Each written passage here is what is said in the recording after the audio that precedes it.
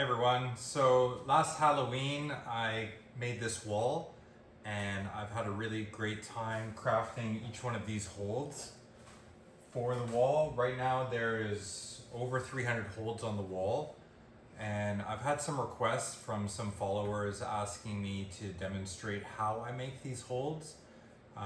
Wooden holds, stone holds. A lot of them are from wood that I've gotten from job sites. I work as an arborist, so I have a lot of reclaimed wood from removals or large prunes that I do, and some are made from 2x4s, other are from old cut up campus rungs, but yeah, it's all DIY and homemade, and this is all stuff that anyone could do if they're short on budget. And I'll just show you a little bit about my process on making the holds. This is my workspace for making the holds. You can see in the background is a stockpile of wood that I've reclaimed from different job sites, tree removals and that sort of thing. It's all 2 years aged wood, so it's all dried out. It's a lot of different types of wood. We have like apple wood from apple trees. We have magnolia, cherry wood, cedar wood, and it's been nice using different types of wood because I can see how each one of them differently react to the sanding and climbing process. Some wood is a bit weaker. For instance, like the coniferous trees, like the cedar wood, for instance, is considered a softwood, so it's not the best in terms of strength. It does crack or fall apart on the wall, but it's much easier to sand. So some of the holds have turned out good, but others have broken. The hardwoods, the deciduous woods like the magnolia and the cherry and the apple have deemed very nice. They have often really nice grain and good look to them and are much stronger. So I'll just go over a little bit what type of tools I'm using. I start with my chainsaw. It's an electric Husqvarna to cut the pieces and then get off the bark. I use an angle grinder with a pretty rough grain disc. You're going to want to get yourself a vise to hold the wood while you're working on it. And I'm just using like a regular old drill to put in the holes. And other than that, just sandpaper. You can use a Dremel if you want. And yeah, that's about it. It's pretty straightforward. It's pretty basic equipment. You can use hand saws even if you want. Might take a bit longer, but this is just stuff that I had on hand. I didn't have to purchase any new tools, so yeah, it's been convenient that way. So I'm just gonna go over the making of different types of holds from different types of material. I'll make one from this here magnolia. I'll make one from like a pine 2x6. This is just leftover from the construction of the wall. What's nice about using the 2x6 is it already doesn't have bark on it. It's treated wood, so it's unlikely to split. But it is much softer, so it does pill and peel a bit during the climbing process. And so I got this from an old couch. It's just like a couch leg. So honestly, like, you can make climbing holds from almost anything. You can be creative. And then I have some stone holds here, which are just stones that I found in the river. But the only challenging thing with the stone holds is getting holes drilled in them without cracking them. It's quite a laborious process. But yeah, we'll go over each one of these and go over the pros and cons of each.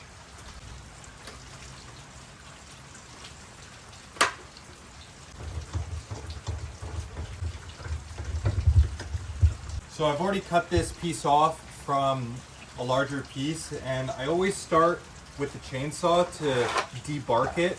But the first cut I like to do is always a straight across cut, and this one you're going to want it to be extra flat because this is going to be the side of the hold that's going to be in contact with the wall, and you want it to be flat so there's no gaps and it's not rocking back and forth.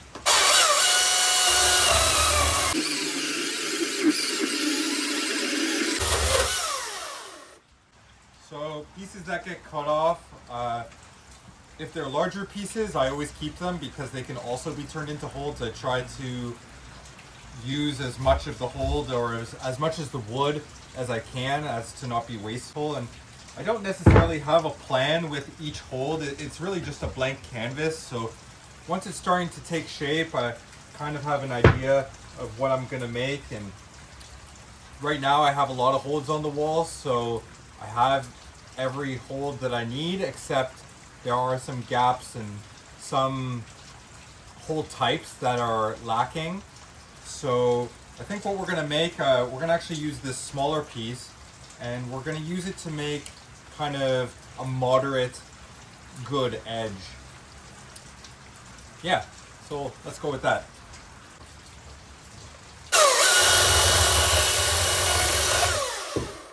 So this is the starting of our hold. I think I'm gonna have it as like, this part is the end cut, and then I'm gonna round this side down so there's no thumb catch, it's just an edge. And this will be the side that is in contact with the wall.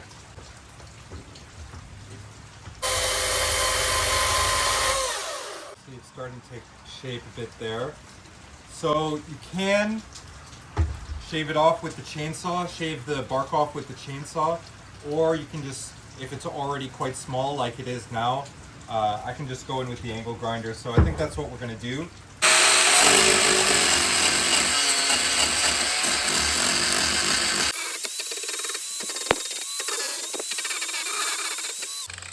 So at least for my holds and the type of wood I'm using, I'm trying to work with a more natural kind of look. So if there's something that is organic that's happening with the wood, for instance, like this round bit here that could have been an old knobbin from a branch, I'm gonna keep that, and it's gonna have kind of a unique aspect to it. I'm gonna keep going and removing the bark and getting rid of these edges here. All right, so we got the basic shape going. The outside is sanded to my preference. And then this will be the actual climbing surface. So we're gonna sand that down, get rid of this sharp edge, and make this a nice fine grit.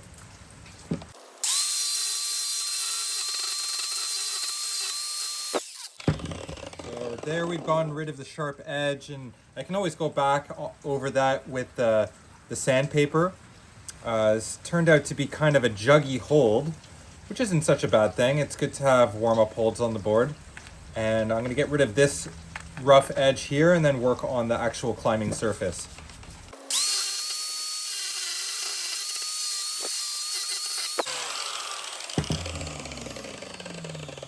All right, so now the hold's really starting to take shape. I don't sand or polish mine down to such a fine grit like some of the other wood hold makers you may see online, because I like to have something a bit more textured and gritty to climb on. I don't want to be dry firing or slipping as much, so I'm taking it down to maximum 60 grit with my sandpaper, and that seems to be good enough for my needs. So yeah, there's our basic hold shape. It's kind of just like a flat, juggy edge, and this little knobby bit has made kind of a nice thumb catch for the left hand, and for the right hand you can come in on this angled bark here with the thumb, and yeah, it's kind of a nice hold. It could be an undercling or something juggy for a warm-up. It's nice. So from there we're gonna go over here and we're gonna drill our holes in it. Just using regular old drill bit, wood drill bit in my drill here.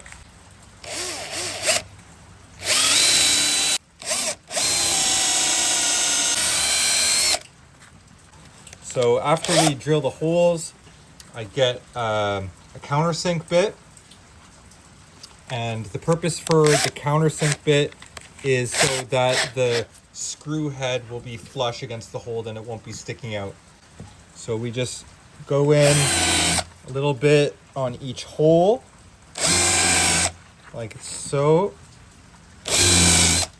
And you'll see that it's beveled there now so that the screw will be able to sit flat.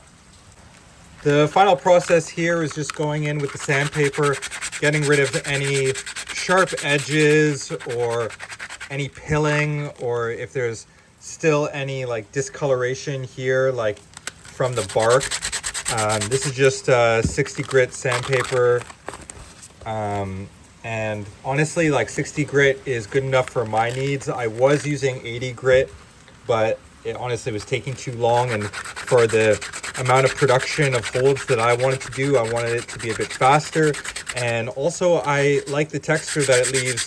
I don't mind it something a bit grittier, because you know, we're climbers after all. We climb on rock, and we don't need something so smooth and fine to climb on. I think 60 grit is more than plenty.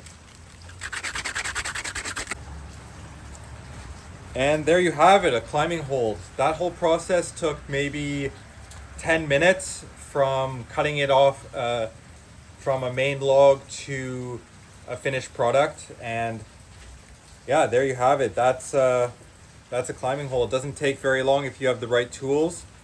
And yeah, we'll go ahead and put that on the wall.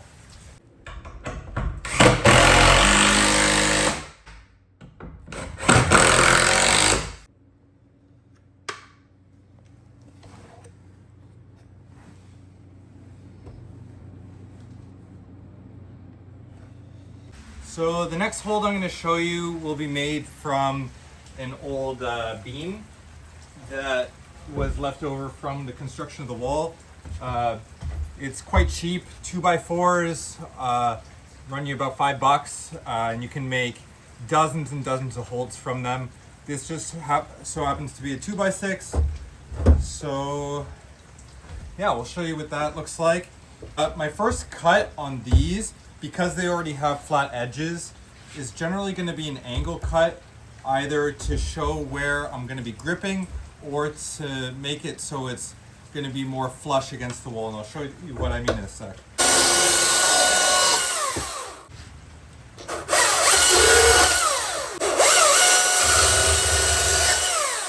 And it's nice to go with the grain. I don't know if you can see that there.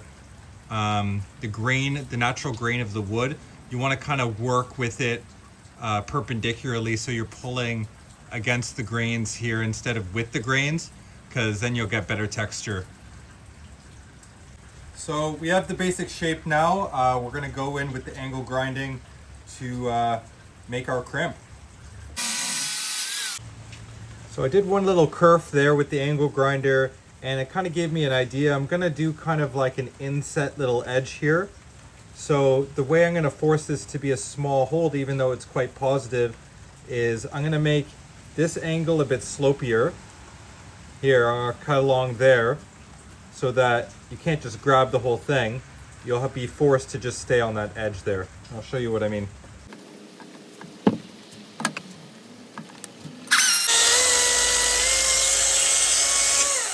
Now it's a bit of a slopier edge, and we're going to put in a little kerf there.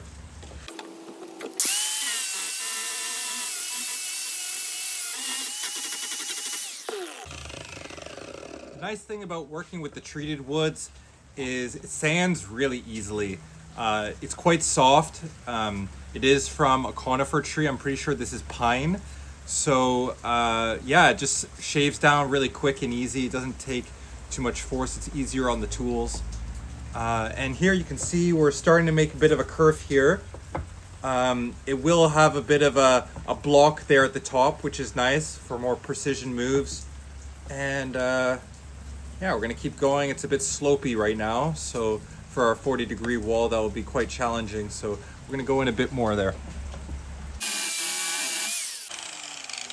Yeah, just depending on the angle in which you're holding, the angle grinder is going to be the in cut of the crimp. Yeah, periodically I'm gonna come here and just test the hold to see how it's feeling. So that's a good depth for me. It's about a half pad crimp. It's kind of the hold that I'm looking for. Generally with the treated woods, like the 2x4s, you can be much more custom with what holds you're looking to make. Obviously with the logs and the natural wood stuff, I wanted to go for a more natural look. So I'm gonna kind of follow the grains of the wood and the branches that were there just to give it a more natural look. But with this stuff, it's very much like a blank canvas. So you can really just go with what you want. So I'm just gonna go in there with the sandpaper, make that a little more ergonomic. And we're getting close to a final product here, actually. Periodically feeling it, making sure it's nice. It's a bit raised here where the left hand index finger would be, so I'm gonna shave that down a bit. And that's the good thing about having the 60 grit sandpaper is it goes through this wood real easy. Yeah, that's starting to feel like a nice hold. Quite smooth. Another tool I use sometimes is this Dremel.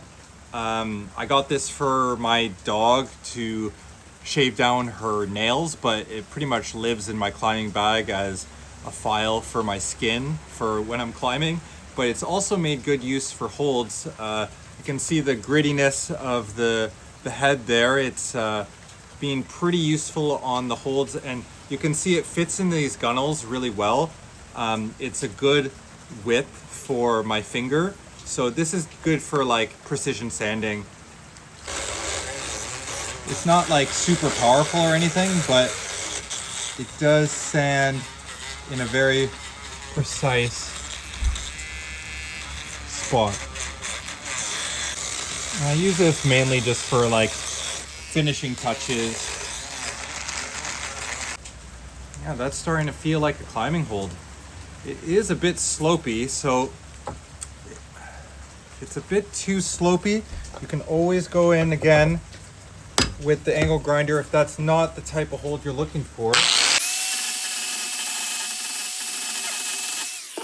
Yeah, that's starting to feel a little more comfortable there. There you can see the shape of the hold there. So just for aesthetic purposes, we're gonna shave down these corners and make this a little bit less rough. I always wear the gloves when I'm using the angle grinder without the vise, because sometimes it does get away from you, and I have shaved off a knuckle or two in the past.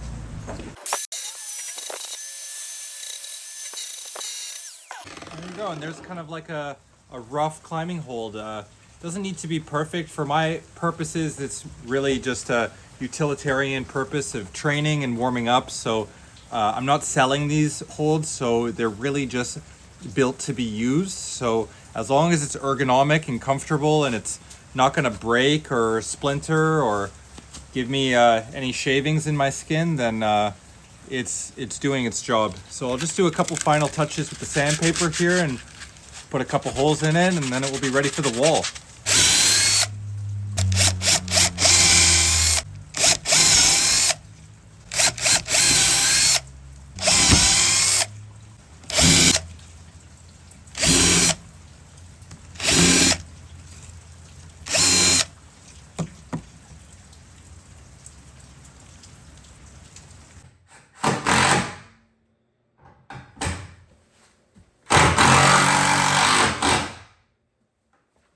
There you go. Got a climbing hole. Another one on the wall. That whole process was maybe about another 10 minutes, honestly.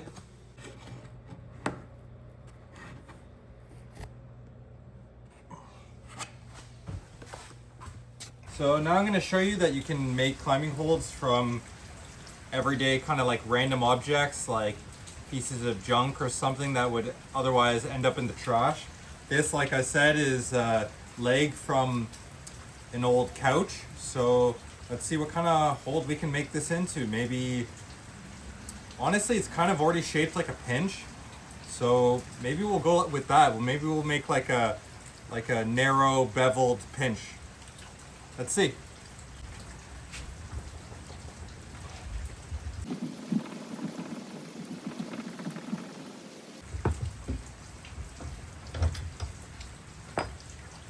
So again, we're gonna decide right off the bat, since it already has flat edges, which side is gonna be the side that's gonna be in contact with the wall, and then which other side is gonna be the climbing surface.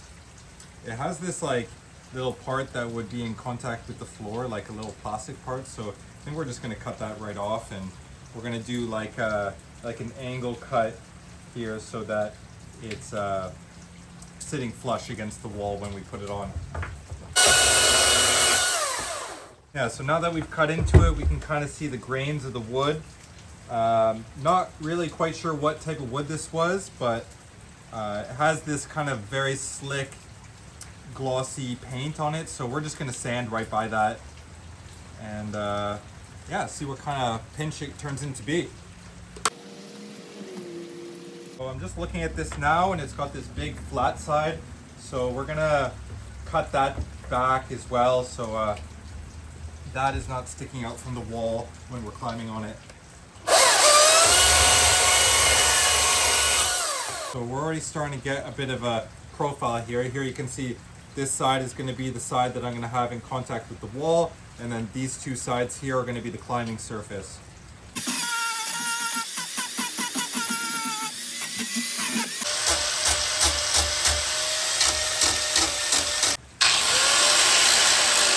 So there you can see we've kind of gotten our rough shape there. It's almost good enough to be a climbing hold right now, to be honest. Gotten all that paint off, gotten all the sharp edges gone. That's what it will look like on flat surface, and honestly, that's pretty good. There's no in cut on it. As you can see, it's kind of just like flat on both sides, but you know what? Maybe we just leave it like that. Leave it a challenging, pinchy hold where kind of be on like this angle, so it will require quite some squeeze to hold on to that. I'm pretty happy with that. We're just gonna finish it up with some sandpaper, get rid of these edges, and drill a couple holes in it.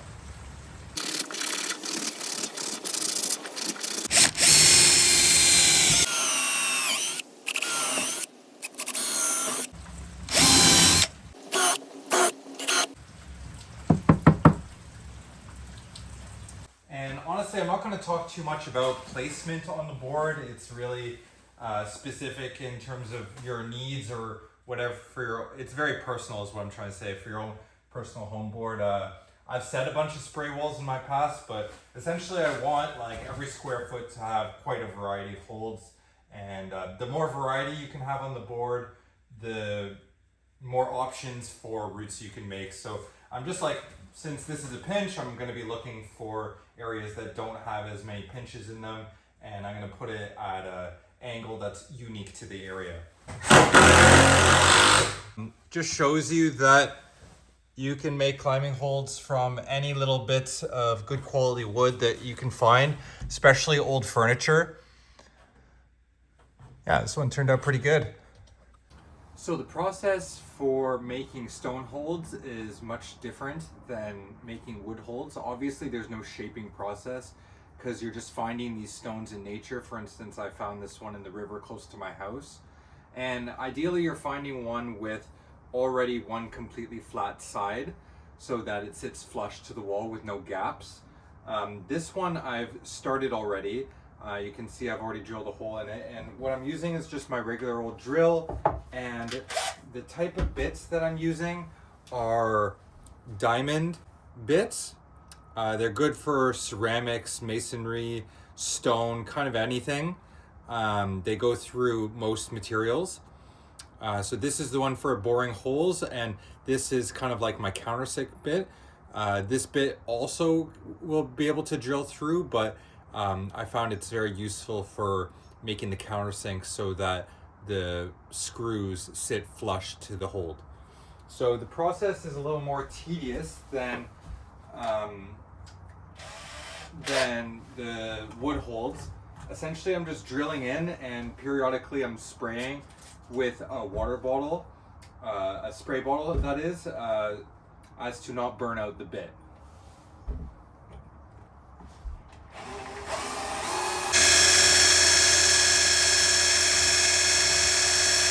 Alternatively, for the coolant, instead of the spray bottles, you can get an old container like this and fill it with water, and put the hold in it while you're drilling.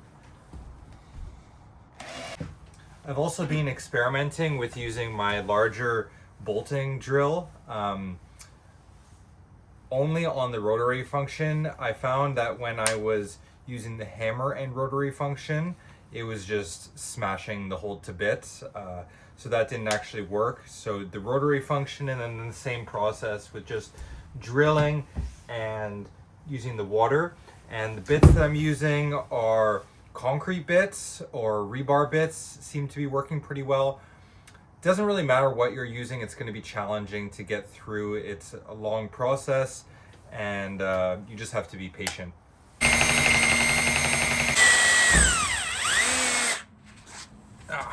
There we go. 2 holes.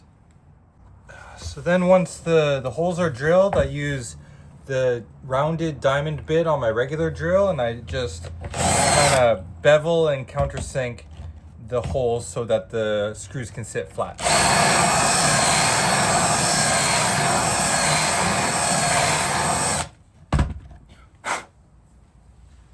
There we go, 2 holes. So then for placing the stone holds on my wall, I find that using just a regular non-impacting drill is better, because when putting the holds on the wall with an impactor, I found that sometimes it causes them to fracture or even break.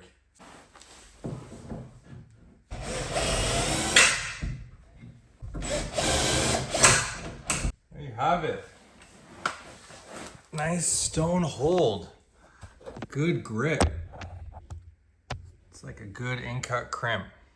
So not all of the stone holds that I've drilled have sit exactly flush against the wall. Like this one, for instance, was meant to be like a slopey pinch, so I didn't want there to be any gaps around the edge, or else you could like kind of crimp the edge. So the solution I came up with that was to use hot glue. And the way I did that was essentially I just filled the whole back of the hold with hot glue and then smushed it flat against a piece of paper.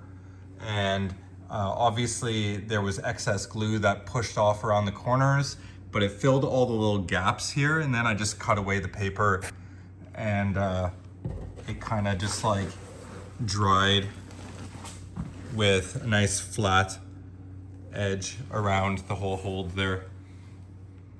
So there you have it, a little insight on how I made these holds for my home wall. Wooden holds, stone holds, holds from everyday objects that you might find.